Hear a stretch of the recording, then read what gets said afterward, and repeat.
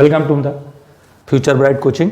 और आज काफ़ी दिनों के बाद एक बार फिर से, चूँकि आप सभी हम लोग जानते हैं कि ये कोविड का पीरियड था, इसकी वजह से वीडियो नहीं आ पा रहा था और हम लोग भी थोड़ा परेशान थे और आप सभी लोगों से भी यही निवेदन है कि आप अपनी सुरक्षा का ध्यान ज़रूर रखें। कम से कम घर से निकलें, घर में रहकर आप तैयारी करें, बाहर ना निकलें ज़्यादा।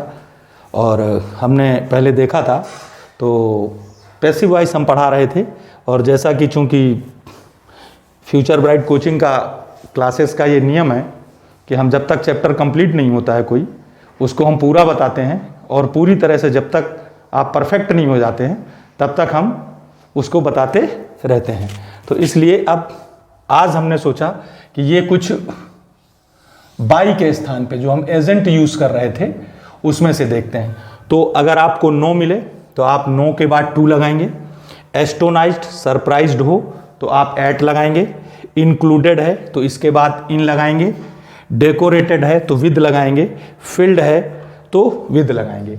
ये कुछ ऐसे प्रीपोजिशंस थे, जैसा कि हमने पहले एक वीडियो में बोला भी था आपसे कि हम कोशिश करेंगे कि हम कई सारे प्रीपोजिशन लें। तो हमने जो छांटा, बहुत सी चीज़ों से हमने इनको सॉर्ट किया, तो हमने पाया कि these prepositions they have in many examination, you can see them. ये जितने भी हैं इनको वहाँ से हमने छाटा कि इस टाइप के कुछ ज़्यादा यूज होते हैं तो बहुत, लेकिन अब उतने लिखेंगे तो फिर वो तो बुक है आपके पास, कहीं से भी देख सकते हैं, लेकिन जो ज़्यादा आते हैं उन ज़्यादा के लिए हमने ये देखा।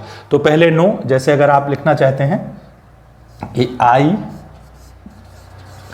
Know him, I know him. अब आप बनाना चाहते हैं इसका पैसिव, ये एक्टिव था, आप पैसिव बनाना चाहते हैं तो हिम इसको चेंज करिए पहले, बाकी आपके वही रूल्स जो पुराने रूल्स है। हिम को किस में चेंज करेंगे? ही। नो, ध्यान से देखिए, first form of the verb present indefinite tense यानी सिंपल प्रेजेंट में यूज होती है। तो सबसे पहले आप इसका बस यही आपको ध्यान रखना, ही ये ऑब्जेक्टिव केस था, इसको जैसे ही आप नॉमिनेटिव केस में चेंज करेंगे हिम का ही हो जाएगा, इसको ही में चेंज करना है। ये सिंपल प्रेजेंट का सेंटेंस है, so always use in simple presents verb is, am, are, these are the verb of simple present.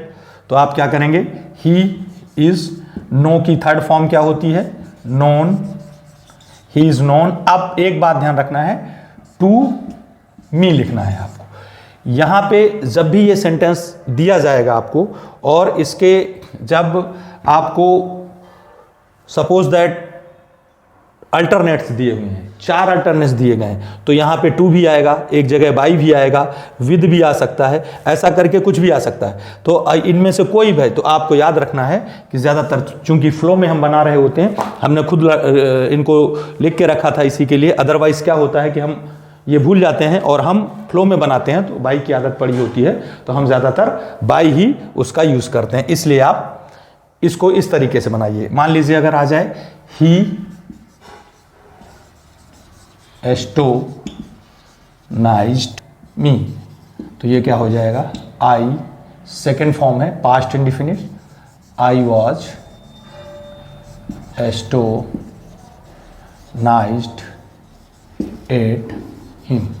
यहाँ भी ध्यान रखिए आप, इस तरीके से आप देखेंगे तो इस तरीके से आप काम करना क्या है आपको कि बहुत सारे सेंटेंस लेना है, और उन सेंटेंस में इनको बार बार आप यूज़ करते जाएं। इसमें कोई टेक्निक की ज़रूरत नहीं थी, कोई ऐसा रूल नहीं था, सिर्फ लर्न करना था। लेकिन हमने सोचा एक छोटा सा वीडियो आपको ज़रूर डालें जिसमें आप नो, ओब्लाइज्ड के बाद भी टू का यूज़ होता है, ओब्लाइज्ड के बाद है, बहुत सारे ऐसी वर्ब्स हैं जिनके बाद में अलग अलग टाइप के प्रीपोजिशंस का यूज़ एज ए एजेंट किया जाता है। ज़्यादातर तो आपको बाय ही करना है, और बाकी आप इस तरह के सेंटेंसेस में आप ज़्यादा से ज़्यादा इनका अगर आए तो इसका बस ध्यान रखना है, विद का रखना है, और इसमें जो हैं और कुछ वर्ड्स हैं और उनको लिखना नहीं, आप लर्न कर लेना, बाकी ज़्यादा जो हैं वो यही आते हैं। Thank you.